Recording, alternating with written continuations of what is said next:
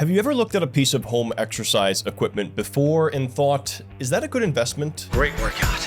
Great exercise. Whether it was at a wholesale club, on some late night infomercial, or something you saw at a sporting goods store, the truth is the ROI on this type of purchase varies a lot. Because as I'm sure you can imagine, a treadmill that gets used once and then becomes a clothes drying rack is not a good investment. What we're going to be looking at here is my home exercise equipment of choice, a Concept 2 rowing machine. I purchased this machine during COVID when gyms closed down, and truthfully I've had some spurts of using it and taking breaks from it. But over the last half decade or so, I have used this machine hundreds of times. So we're going to do a cost analysis of this based on how much I've actually used it compared to getting a gym membership. And the goal of this is to help you understand whether or not exercise equipment or a gym membership might be a better investment. We are here to pop you up. Real quick, guys, if you enjoy videos like this, make sure you subscribe. First things first, guys, we need to cover the cost of the rowing machine. Now, while I can't access my exact purchase receipt from 2020,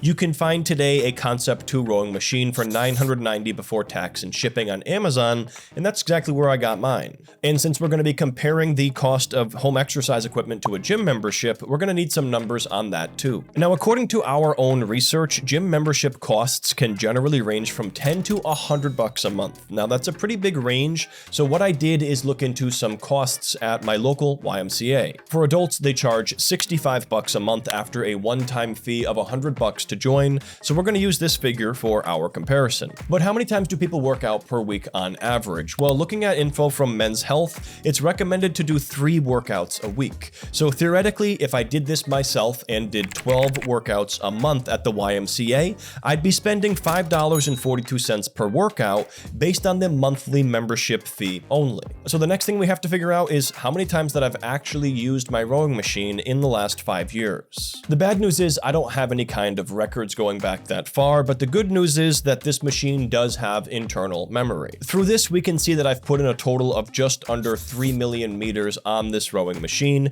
We can also see at an average of 4,386 meters per workout. We could just do the math, but it also tells us that for the lifetime of my machine so far, it has been a total of 676 workouts. And with that, we can figure out the average amount that I'm paying per workout by taking the original cost of the machine, or $990, and dividing it by the number of workouts, or 676. And that comes out to $1.46 per workout so far. The interesting thing about exercise equipment is that, generally speaking, the more you use it, the better of an investment that it becomes. But on the other hand, if you end up buying it and never using it, it ends up being a terrible investment. To show you this, let's say with that same rowing machine, I bought it, but then I only used it 6 times.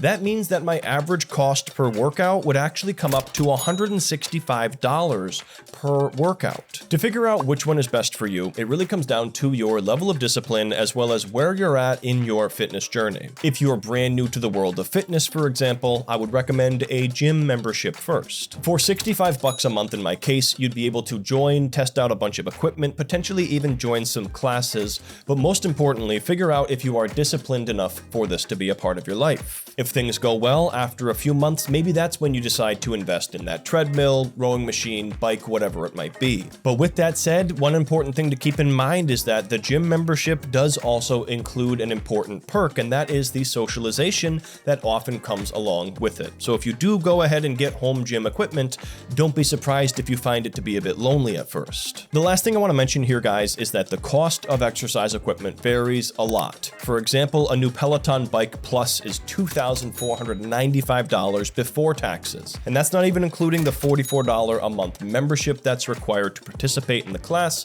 or $100 plus for the shoes you need. So something like this is going to have a way different cost per workout, and it's going to take a lot longer for that to be a better investment compared to a gym, especially when you have to factor in the monthly subscription. But on the other hand, you could also get a set of dumbbells for under $200 as a one-time cost, and then follow free workouts on YouTube, and that could be a really good investment. So it all depends on how disciplined you are. So with that said, guys, let me know what you think down in the comments below. Do you think exercise equipment is a good investment? Why or why not? You can click here to watch this next video we think that you'll really enjoy, and don't forget to subscribe. We'll see you next time.